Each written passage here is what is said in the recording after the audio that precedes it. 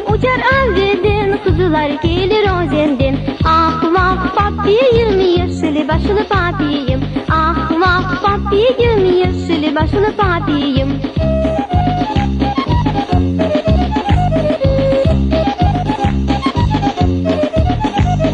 Papiyim yaldır vakuldan, kuzuları kule şakıldap. Papiyim yaldır vakuldan, kuzuları kule şakıldap. Ah vah papiyim, telli başını papiyim. Ah vah papiyim, telli başını papiyim. Ah vah papiyim, Mana başını papiyim. Или хана пахнет папичик.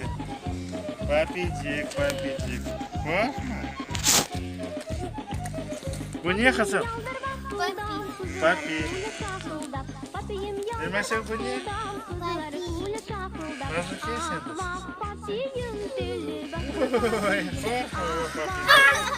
Ладно, папичик size var. Телефон где его я хотел папичик? Orada? Где?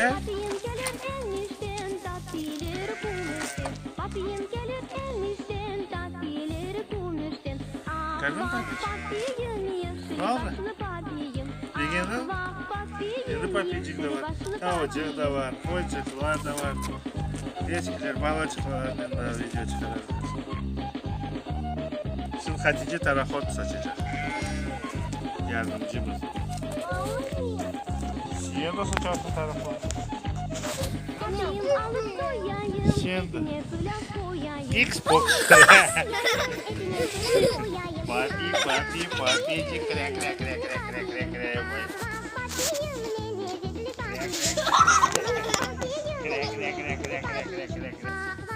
Ana tilini балачыкларның sevgi aşlamak, ana tilini kulakları alışsın, ular evde internetten hep ana tilinde videolarını baksınlar, kulak alışa ve балачыклардан kolay laf etmeye başlayırlar. Ana tilinde laf etmek utanmak gerek mi?